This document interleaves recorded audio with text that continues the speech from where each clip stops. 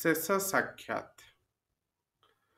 ପ୍ରିୟ ପରିଜନ, ଶିଷ୍ୟବର୍ଗ ସମସ୍ତେ ଜାଣୁଥିଲେ ଗୁରୁଦେବଙ୍କର ଶେଷ ମୁହୂର୍ତ୍ତ ଉପନୀତ।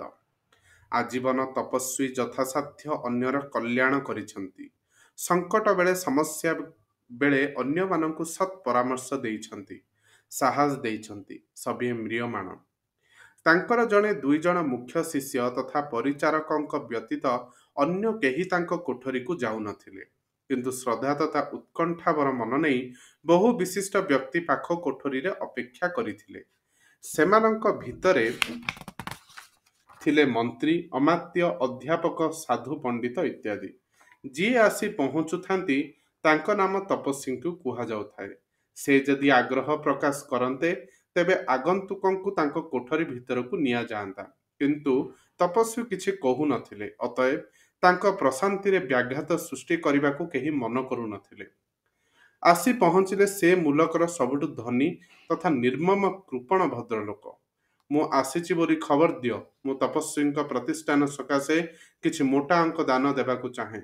ସେ ତପସ୍ୱୀଙ୍କ ମୁଖ୍ୟ ପରିଚାରକଙ୍କୁ କହିଲେ। କେତେ ଲୋକ ସାକ୍ଷାତ ସକାଶେ ଅପେକ୍ଷା କରିଛନ୍ତି ଦେଖୁନାହାନ୍ତି?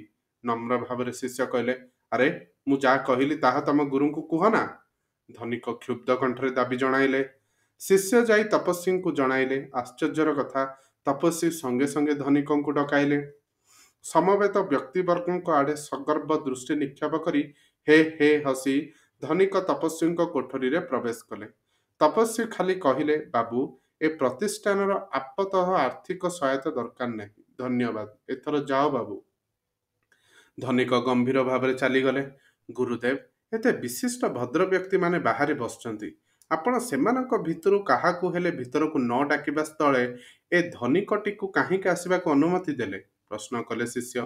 ତପସ୍ୱୀ ହସିଦେଲେ ଓ ବୁଝାଇଦେଲେ, ମୁଁ ଯେଉଁ ପୁରକୁ ଯାଉଛି, ବାହାରେ ବସିଥିବା ସଜ୍ଜନମାନେ ସମସ୍ତେ ସେଠାକୁ ଯାଆନ୍ତୁ ନ ଯାଆନ୍ତୁ, ସେମାନଙ୍କ ସହ ମୋର ସାକ୍ଷାତ ହେବ।